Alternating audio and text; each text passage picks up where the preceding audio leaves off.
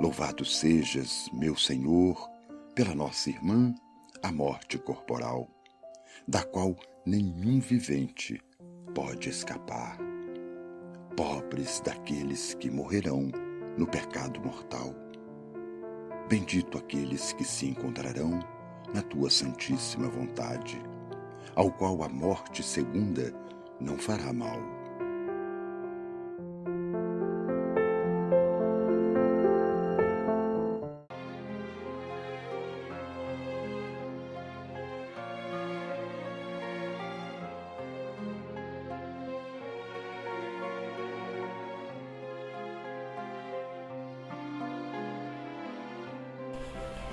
Oi, pessoal!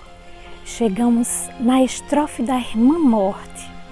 Até aqui fizemos um percurso muito rico de entendimento desse roteiro profundo que Francisco nos deixou com a sua arte e a sua sensibilidade.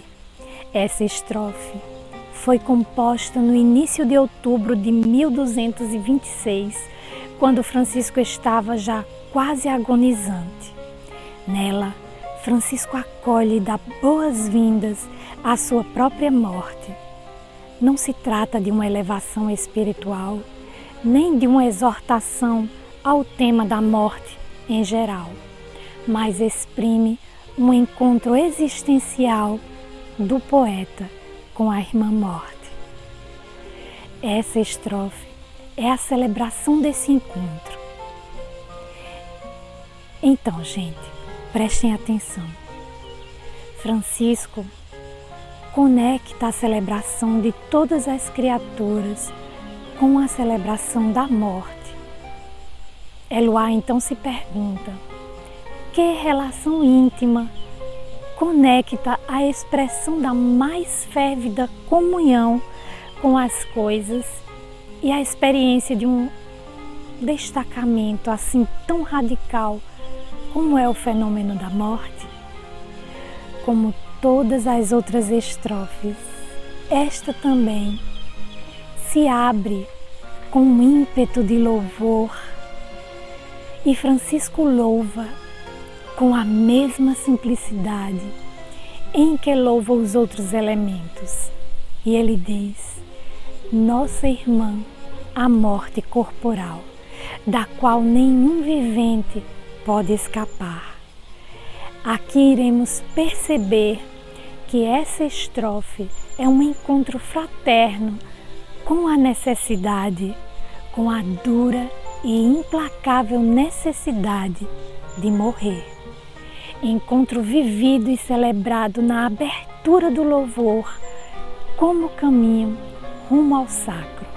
Ora, é com tal necessidade crepuscular que Francisco fraterniza assim, como fraterniza com o sol, sem a mínima angústia e com a mesma simplicidade.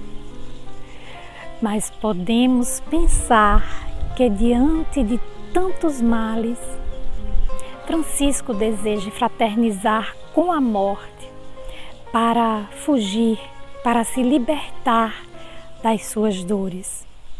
Com certeza não é este o sentido que devemos dar ao louvor franciscano. Longe de representar a consciência infeliz que evoca a morte nos lábios de Francisco, tal expressão exprime o consenso profundo e cordial para a necessidade de morrer. Consentimento que abre a existência para a sua dimensão plena. Saudar a morte como irmã significa reconhecer que ela não é desconhecida, mas que é a outra dimensão de nós mesmos. Uma dimensão que não podemos circunscrever e a qual nos abrimos somente através do ato de total desapropriação do nosso ego individual e separado, ou seja, na alegria da pobreza mais extrema. O cântico não é apenas uma simples expressão da emoção estética em meio ao espetáculo da natureza. É um louvor a Deus através da humilde fraternidade com todas as criaturas. Mas é também a expressão de uma profunda desapropriação de si mesmo, de uma abertura a tudo que é involuntário na alegria e na celebração das coisas. O cântico das criaturas, como podemos perceber, deságua, levando o homem ao total desprendimento de si mesmo. Francisco já não existe mais fechado na sua individualidade, agarrado ao seu ego, como se fosse um grande tesouro. Ele descobre um tesouro maior, bem maior. Ele se libertou de todo comportamento possessivo com relação a ele mesmo. Nele se verifica o quanto ele pedia aos seus frades quando dizia para que eles nada mantivessem retidos para si, pois somente assim era que Deus poderia oferecer-se por inteiro para eles. O cântico das criaturas, assim, se torna a expressão de uma conversão radical. É uma conversão caracterizada por um desinteresse crescente para com a nossa pequena individualidade consciente e de um interesse crescente para com a plenitude do ser. O centro da existência não se encontra mais no ego com os seus interesses particulares, mas se encontra na imensidão do ser. Para o homem que alcança essas alturas, como Francisco, a morte é doce.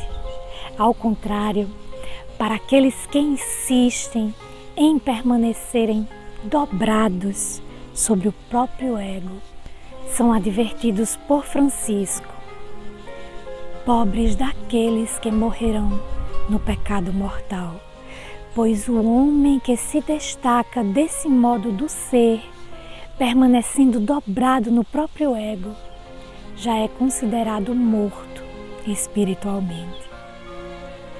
Para um homem egóico, a morte corporal é devastante. Para abençoar a morte e a sua necessidade, precisamos nos elevarmos ao eterno.